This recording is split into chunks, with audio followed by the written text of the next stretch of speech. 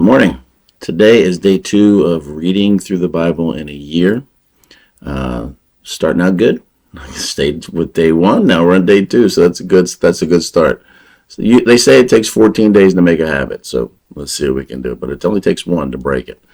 So let's try to stick to it as much as we can. Today we're still in Genesis 4 through 6, and it looks like they threw in First Chronicles 1 through 4. So it looks like we got a little bit of another book of the Bible as well.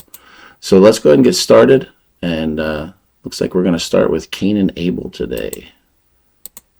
Chapter 4, Cain and Abel. Now Adam had sexual relations with his wife, Eve, and she became pregnant. When she gave birth to Cain, she said, "With the Lord's help, I have produced a man." Later she gave birth to his brother and named him Abel. When they grew up, Abel became a shepherd, while Cain cultivated the ground. When it was time for the harvest, Cain presented some of his crops as a gift to the Lord. Abel also brought a gift, the best of the firstborn lambs from his flock. The Lord accepted Abel and his gift, but he did not accept Cain and his gift. This made Cain very angry, and he looked dejected. "Why are you so angry?" the Lord asked Cain. "Why do you look so dejected? You will be accepted if you do what is right. But if you refuse to do what is right, then watch out. Sin is crouching at the door, eager to control you. But you must subdue it and be its master." One day Cain suggested to his brother, "Let's go out into the fields." And while they were in the field, Cain attacked his brother Abel and killed him. Afterward, the Lord asked Cain, "Where is your brother? Where is Abel?" "I don't know," Cain responded. "Am I my brother's guardian?" But the Lord said, "What have you done? Listen, your brother's blood cries out to me from the ground. Now you are cursed and banished from the ground, which has swallowed your brother's blood. No longer will the ground yield good crops for you, no matter how hard you work. From now on, you will be a homeless wanderer on the earth." Cain replied to the Lord, "My punishment is too great for me to bear. You have banished me from the land, and from your presence you have made me a homeless wanderer. Anyone who finds me will kill me." The Lord replied, "No, for I will give a 7-fold punishment to anyone who kills you." Then the Lord put a mark on Cain to warn anyone who might try to kill him. So Cain left the Lord's presence and settled in the land of Nod, east of Eden. The descendants of Cain.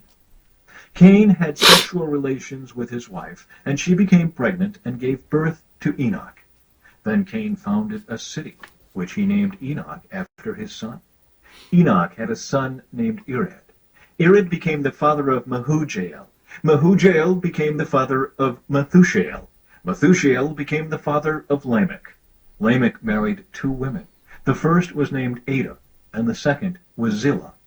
Ada gave birth to Jabal, who was the first of those who raise livestock and live in tents. His brother's name was Jubal, the first of all who play the harp and flute. Lamech's other wife, Zillah, gave birth to a son named Tubal-Cain. He became an expert in forging tools of bronze and iron. Tubal-Cain had a sister named Naamah. One day Lamech said to his wives, "Ada and Zillah, hear my voice. Listen to me, you wives of Lamech. I have killed a man who attacked me, a young man who wounded me. If someone who kills Cain is punished 7 times, then the one who kills me will be punished 77 times. The birth of Seth. Adam had sexual relations with his wife again, and she gave birth to another son. She named him Seth, for she said, "God has granted me another son in place of Abel, whom Cain killed." When Seth grew up, he had a son and named him Enosh. At that time, people first began to worship the Lord by name.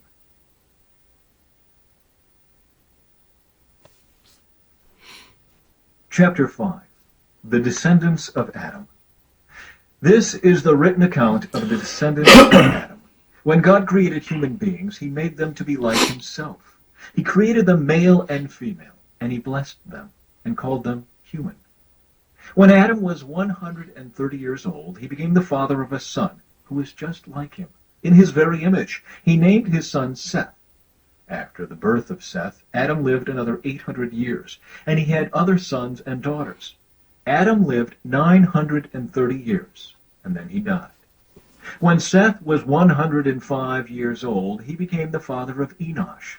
After the birth of Enosh, Seth lived another 807 years, and he had other sons and daughters.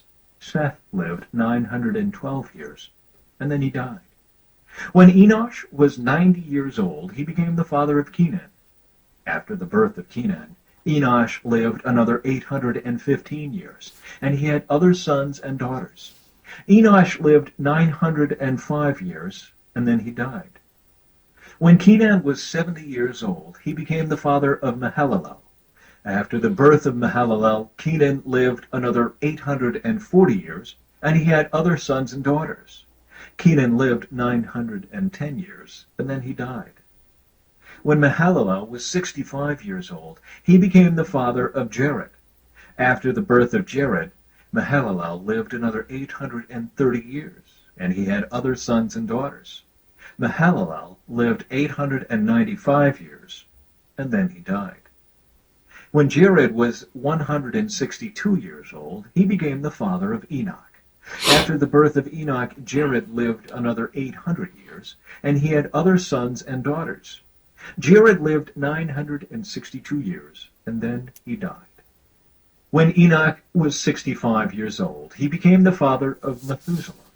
After the birth of Methuselah, Enoch lived in close fellowship with God for another 300 years, and he had other sons and daughters. Enoch lived 365 years, walking in close fellowship with God.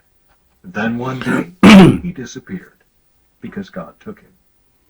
When Methuselah was 187 years old, he became the father of Lamech. After the birth of Lamech, Methuselah lived another 782 years, and he had other sons and daughters. Methuselah lived 969 years, and then he died. When Lamech was 182 years old, he became the father of a son.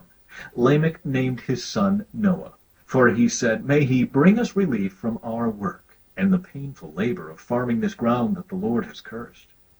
After the birth of Noah, Lamech lived another 595 years, and he had other sons and daughters. Lamech lived 777 years, and then he died. By the time Noah was 500 years old, he was the father of Shem, Ham, and Japheth.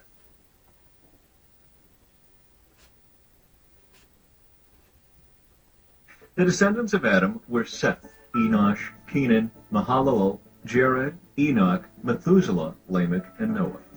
The sons of Noah were Shem, Ham, and Japheth. Descendant. Chapter 6. A World Gone Wrong.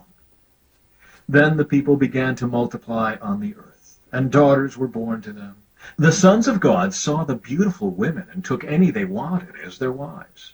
Then the Lord said, "My spirit will not put up with humans for such a long time, for they are only mortal flesh. In the future, their normal lifespan will be no more than 120 years.